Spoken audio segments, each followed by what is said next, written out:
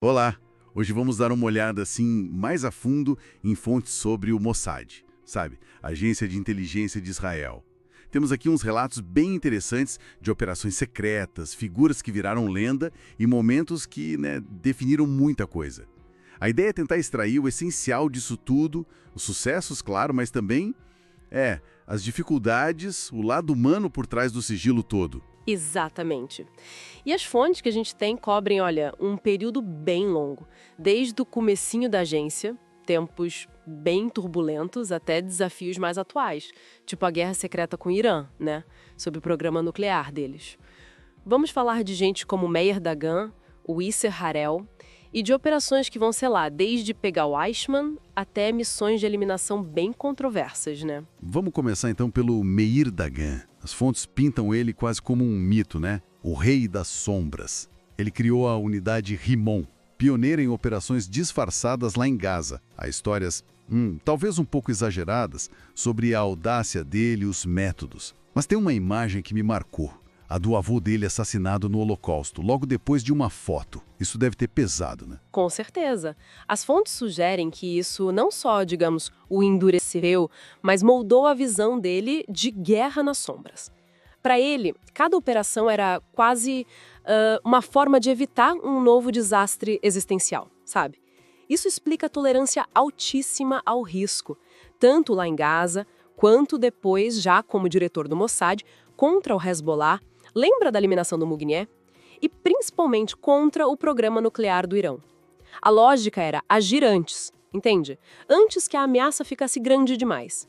É curioso que até um jornal egípcio chamou ele de super-homem por ter atrasado o projeto iraniano. Fascinante, né? Como o lado pessoal influencia tanto a estratégia.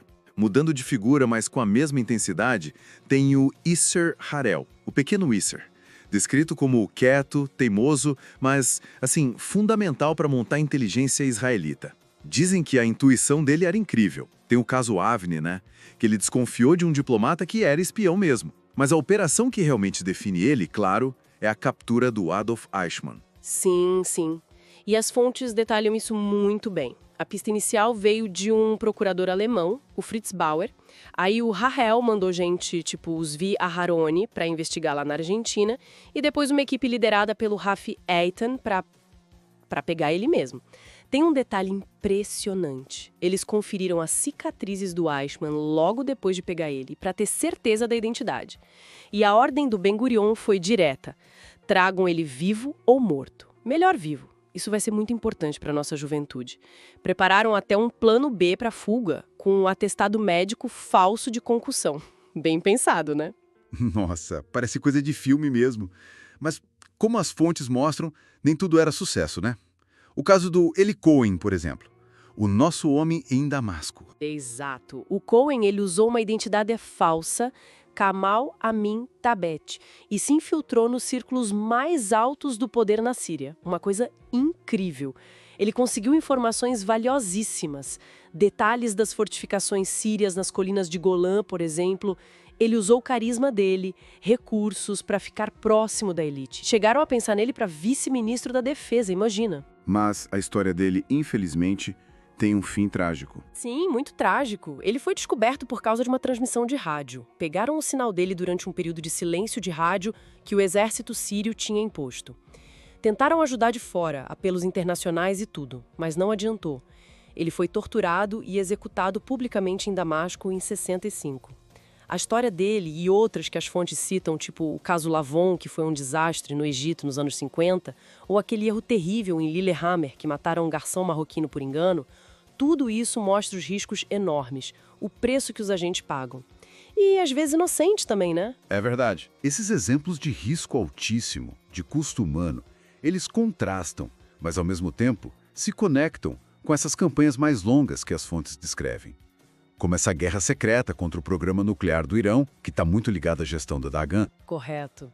As fontes falam de uma campanha com muitas frentes, sabe? Assassinato de cientistas nucleares, sabotagem de centrífugas, que são essenciais para enriquecer urânio, né? Usando peças com defeito, empresas de fachada e até ataques cibernéticos bem sofisticados, como o Stuxnet. E mencionam também que houve uma falha no início em perceber o tamanho do programa iraniano. E além do Irã, que outras operações assim complexas são mencionadas? Ah, tem vários. Aquela caçada aos responsáveis pelo massacre de Munique em 72, a Operação Ira de Deus, bem conhecida. A execução do cientista canadense Gerald Bow, que estava construindo um super canhão para o Saddam Hussein. E aquela tentativa que deu errado de assassinar o Khaled Mashal, líder do Hamas lá em Amman, aquilo quase causou uma crise feia com a Jordânia. Tiveram que dar um antídoto para o veneno que usaram. Isso mostra bem como as táticas foram mudando, né? A diversidade delas ao longo do tempo. Olhando para tudo isso que a gente conversou, o que emerge é um retrato bem complexo do Mossad, né? A gente vê a audácia, a inteligência, o sacrifício, mas também os erros, as polêmicas, aquelas zonas cinzentas que são meio que inevitáveis na espionagem. Vitórias que custaram caro, fracassos com consequências terríveis. Sem dúvida. As fontes mostram uma agência que está sempre se adaptando, enfrentando ameaças que mudaram muito. Começou com criminosos de guerra nazistas e hoje lida com programas nucleares, redes terroristas globais. É outra escala. E fica, assim, uma pergunta para a gente pensar, né?